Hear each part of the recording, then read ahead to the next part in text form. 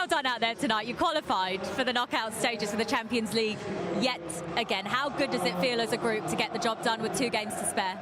Yeah, no, that's what we wanted to do, you know. I think every year we have so many games as a team. You know, we're always in, obviously we're not in the Carabao Cup now, but most of the time, you know, we're always in most of the competitions. So, yeah, like you said, you know, to qualify with 2 games. How much belief Guardiola give you as a team that is something that is achievable? Yeah, no, he gives us so much, you know. He's in my opinion, the best manager in the world, and I think he's shown that over the years. But then also, you know, you can have the best manager in the world, but you also need the team and you know, even the dressing room as well to do that, and that's what we have. You know, we have a brilliant team on the pitch, but we also, you know, off the pitch, we have a team that's so close, and you know, we love being with each other every day, love playing with each other, and I think that shows, you know, on the pitch. Well, you worked really well as a team once again tonight. Let's talk about your ball that set up Phil Foden's goal. They were raving about it in commentary. Ali McCoist absolutely loved it. No, do you know what? Basically, before the game, the manager says to us, obviously they were playing 5, and he says, you know, like when we have the ball, sometimes we go from like me to Cover to Rodri, and then he was saying with a 5, he was saying if you're coming inside, hit there straight away, you know, instead of going to each player, because obviously it takes longer. So yeah, when I was coming inside, you know, instead of giving it to I don't know who was there, I just thought get it straight out to Phil and let him go at the defender 1v1, and yeah, that's what he did. So yeah, no, I don't think it was that good of a ball, was it? Ali McCoist thought it was? Yeah, thanks, Ali. As a team, Jack, look, you're always top performances, but as a group, was the one thing that was slightly disappointing tonight that you weren't more ruthless? Yeah, definitely. Even myself, you know, I need to start, you know, scoring more goals, and obviously I know what I bring to the team, aside from goals and assists, but you know, every attacking player wants to score more. So yeah, myself, and yeah, you know, we won 3-0, but I think, you know, on another day it could have been 5 or 6. And just to check, you were joking about your back, weren't you? Me what? Me back? Yeah, no, my back's sound. Yeah, I was just. Judy O'Jolly's still here, and obviously Rio is as well. So far, so good for Manchester City. Young boys not putting up too much of a fight, but perhaps could have done a little bit better in the first goal because it was penalty eventually awarded, and Erling Haaland was the one that picked it up. Yeah, again, patient build-up play from City, goes that way to Phil. Slightly misplaced the pass. Rico keeps it alive, and then a bit of brilliance from Nunes, and a sloppy foul there. Who's probably fortunate enough to still be on the pitch because he's committed a number of fouls and he's booked. But yeah, the creativity from Nunes here creates this penalty opportunity, and Haaland does what he does best, and that's slide it away. Have a look at that in a second. You're right, Lorca was the one that gave away the penalty, got booked for a foul on Grealish earlier. And then who else, Rio? Yeah, there was no doubt once he steps up, this guy's ice cold. Jordan's noticed something with the celebration there. Yeah, again at the Ballon d'Or ceremony, Drogba and Gary Lineker questioned him about his loyalties and could he recognise the celebration next time he scores, and he's there, dedicated that to Didier. So yeah, there's a bit of a moment for him there. Do you reckon if he scores again he'll do him for Gary Lineker? Don't think he would have seen one of Gary Lineker's. My goodness. Let's have a look at the second goal. This is Phil Foden making it 2-0, Rio. Yeah, I mean, listen, I don't know how many more words I can use to describe how much I enjoy watching Phil Foden play. Great pass out there from Grealish, and the way he takes it in and just glides past the defender there. This isn't even an easy ball to control. He makes this look easy. This all skids off a wet surface, but takes it on his first and second and third touch past the defender. His pace, bit of strength, and then the finish, the calmness to slot it past the goalkeeper. Beautiful goal. That last touch to set himself up for the shot was beautiful there. Amazing. He's touching it literally every step he's taking. He's touching the ball, and it's not something you teach. You teach to take it on the back foot. He's took it on his near side foot outside, and then he sucked the defender in and just got past him. Grealish and Foden, one of six changes that Pep Guardiola made to the team tonight.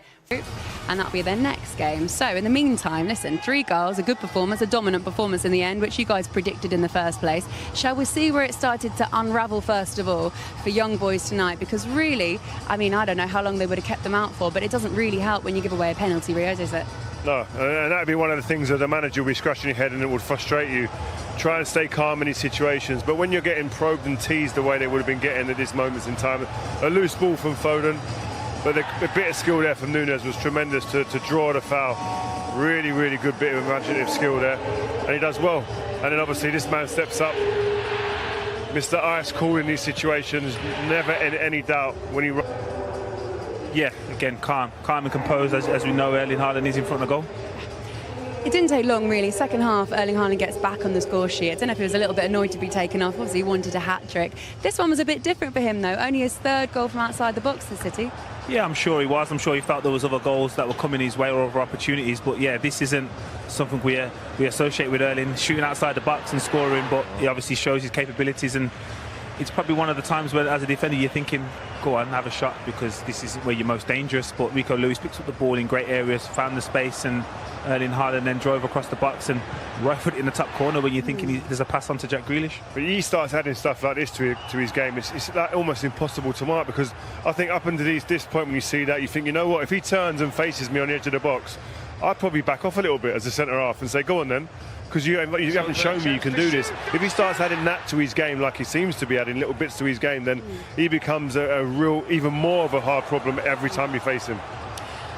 Listen, we're going to show you Phil Foden's goal, and you heard Jack Grealish with Jules Breach saying, I didn't think that was that much of a good pass. Obviously, Ali McCoy's absolutely loved it. How good was it? Yeah, it was a good pass. It wasn't a great pass, but I understand what he's saying. He's cutting people out and getting the ball into wide areas quicker, which means the back four of the young boys has to kind of spread across the pitch a lot quicker. So you want to get the ball quicker out to your wide men to create these 1v1 situations. And when you've got a player of this ability to be able to kind of expose any weakness in a fullback, this is the best angle here. This last touch to set him up, that last touch there to give him the angle to then curl it in that back post was top level. You can't underestimate how good that touch was. It's just a joy watching the way that they connect sometimes, Julian, isn't it? Yeah, and recognising the standing of each other. As Jack said, he recognised the tempo has to be quicker when you switch play, so going direct to each other in terms of the wide areas was crucial to create the 1v1s, and they did that. And when you've got players like Phil Foden driving at you 1v1, it's difficult. It's probably not something that any player wants to get picked up on in terms of them having a bad day at the office, but Sandro Lorpa pretty much had a terrible day at the office. There's actually back-to-back red cards for this player, so 2 red cards in the space of a week. Booked for a foul on Grealish earlier on, and then makes it worse by giving away a penalty, which we saw as well. And then in the second half, there's the foul on Grealish. At that point as well, guys, are you not thinking, I've got to behave a little bit better here, get my team out of trouble by not getting myself sent off or giving away a penalty? Yeah, you would like to think so, but obviously he was a yard slow all night. His temperament was obviously wrong. So, but in regards to that, that's the most ridiculous tackle I see, because not on a only, yellow. Yeah, on a yellow, but even if he does win it, it's going through to the goalie anyway, so there's no benefit in necessarily winning. If that's a last-ditch challenge, I say yeah, maybe if they're through on goal, but in the middle of the opposition half, I don't know why he would make that. Rio, 2 red cards in the space of a week. Lorpa's letting his team down time after time. I can't do it. Do it, come on, do what we planned. Do what we rehearsed. Show his true colours, I wasn't involved in that. Oh my God, I'm it's funny. showing your age, you two. I don't know who Cindy Lauper is. Yeah, we were throwing You these liar. out all the time upstairs in the studio, but no, he was a silly boy today. Okay, there we go. That's all I'm getting out of him, is it? Fair enough. Okay, well, at this stage, now that City have qualified and they can kind of relax, it wasn't as if we'd necessarily seen the best of them yet. They went behind a couple of times in the Champions League campaign, but are they almost just sort of storing it all, making their way through the group stages at a leisurely pace for themselves? Yeah, definitely. I think serving edgy whenever they can in regards to the tempo, but you're never going to see the best of them until they face the best opposition. And when they start to do that, that's when they ramp it up. We've seen it against United in recent weeks, that obviously you face better teams, you have to perform better, and I'm sure that'll be the case. You guys said earlier on that your team so far at the group stages, as we hit the halfway mark before this game, was Manchester City. If you're looking now, and I know we're throwing it way far forward to perhaps the final, but if you're thinking who's the team that's going to be challenging City and taking this off them, who would it be at this point, Rio? Real Madrid have obviously got that they've got that relationship with this tournament, and they've got some fantastic players. Jude Bellingham in fine form as well. There'll be one you'd mention. I think the forward line, the front line especially at Bayern Munich, could cause any team in this competition problems with Harry Kane scoring at the rate he is at the moment. But I don't see anybody who is the full package. You could pick holes in all them teams. This is the only team you look at and go, they're a complete team. And that's the problem for everybody else.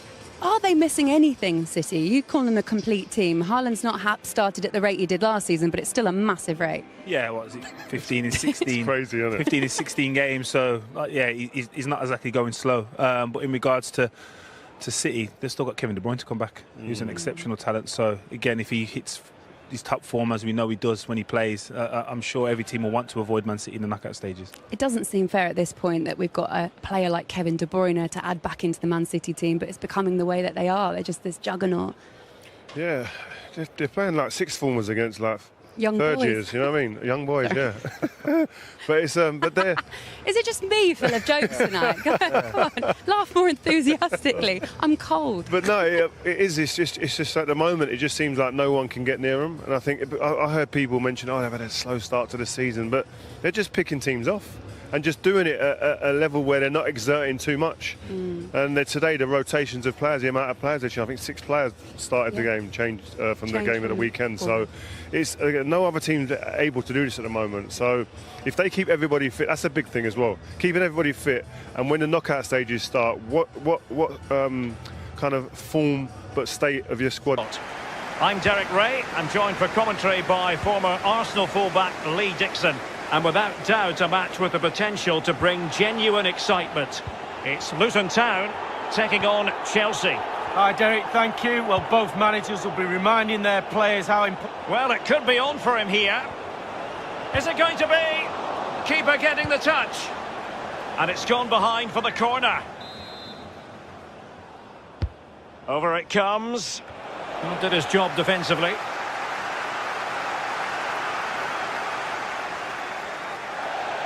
And they'll get ready for the throw-in.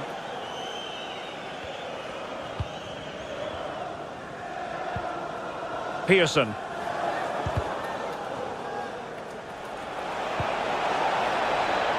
So after that, a goal kick it'll be.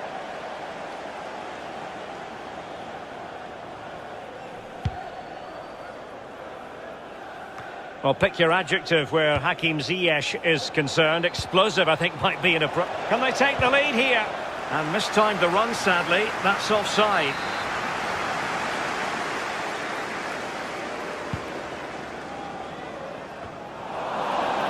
Throw-ins given.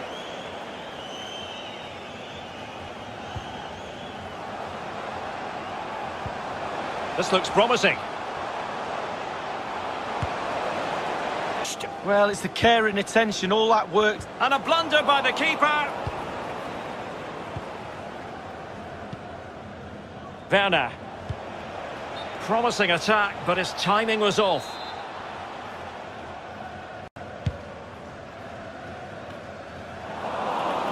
Well, they've lost possession of the ball. Nicely cut out. Oh, that's an interesting pass. Ziyech. In it goes. An early goal. No wonder they're celebrating.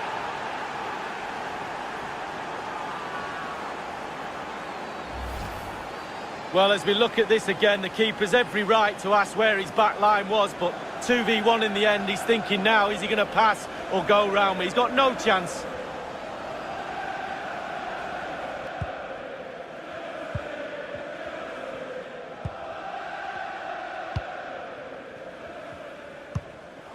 Well, real difficulty keeping the ball.